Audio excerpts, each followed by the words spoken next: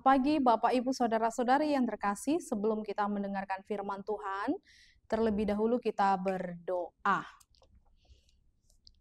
Kasih karunia Tuhan kita Yesus Kristus dan kasih setia Allah Bapa dan persekutuan Roh Kudus menyertai hati dan pikiranmu sekalian. Amin.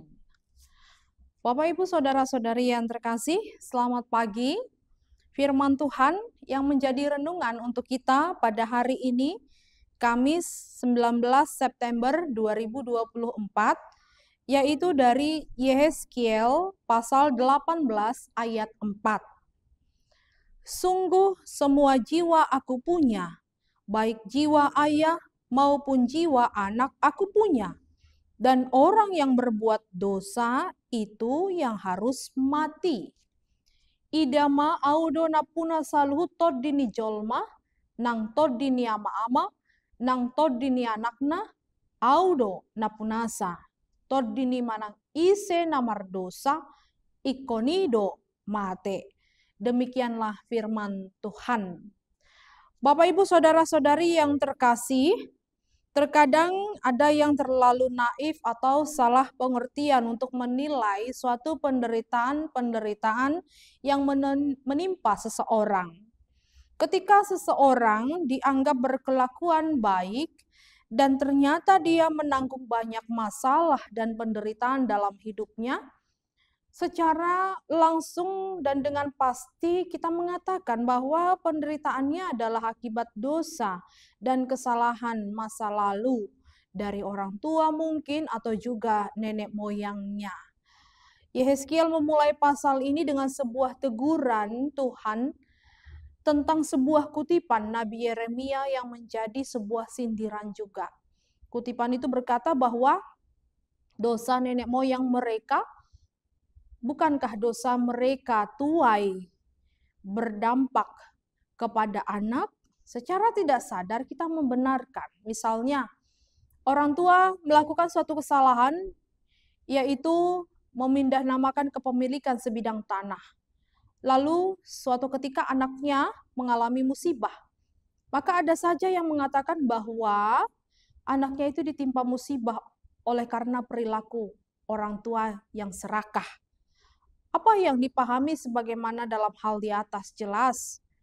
Melalui nats ini mau mengatakan bahwa penilaian demikian tidaklah benar.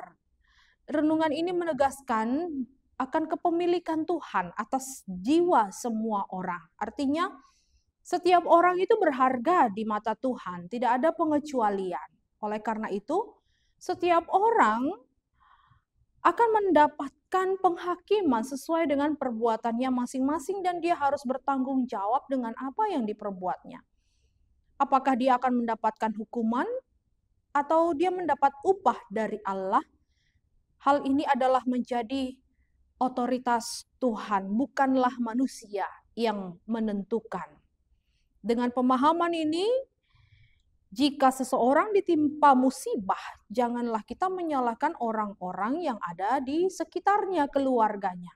Janganlah kita juga menghakimi orang yang ditimpa musibah tersebut, oleh karena kalaupun mungkin kita lihat ada kejahatan yang dilakukannya, penghakiman itu adalah milik Tuhan.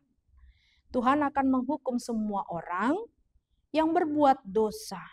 Siapa yang berbuat dosa itulah yang akan mendapatkan hukumannya. Ingatlah bahwa jiwa kita adalah milik Tuhan dan Dia berhak atas semua jiwa yang Dia punya untuk dihukum ataupun diselamatkan. Tiap-tiap orang akan dihakimi Allah sesuai perbuatannya. Amin. Kita berdoa. Kami mengucap syukur Tuhan untuk firman yang Kau perdengarkan kepada kami, agar kami memahami bahwa anugerah Tuhan itu nyata dalam kehidupan setiap orang. Dan ketika kami mengalami penderitaan, Engkau mengingatkan kami bahwa untuk tidak menghakimi diri kami, tetapi menguatkan kami dan saling menguatkan sesama untuk boleh menghadapi setiap resiko atas setiap kesalahan-kesalahan yang boleh terjadi dan boleh bersama-sama untuk memperbaikinya. Kami tidak boleh menjadi satu penghakim bagi setiap orang dalam penderitaannya, karena penghakiman itu adalah milik Engkau Tuhan, dan setiap orang akan Engkau hakimi seturut dengan perbuatannya. Mampukan kami untuk selalu hidup di jalan yang benar, agar kami boleh menerima upah keselamatan. Dan kami juga boleh menyelamatkan setiap orang di sekitar kami, agar mereka juga boleh Engkau selamatkan. Sertai jemaat-Mu dalam rutinitas mereka dalam satu hari ini, dan Tuhan berkati. Dalam Kristus Yesus kami berdoa. Kasih karunia Tuhan kita Yesus Kristus dan kasih setia Allah Bapa dan persekutuan Roh Kudus menyertai kamu sekalian. Amin. Ai di debata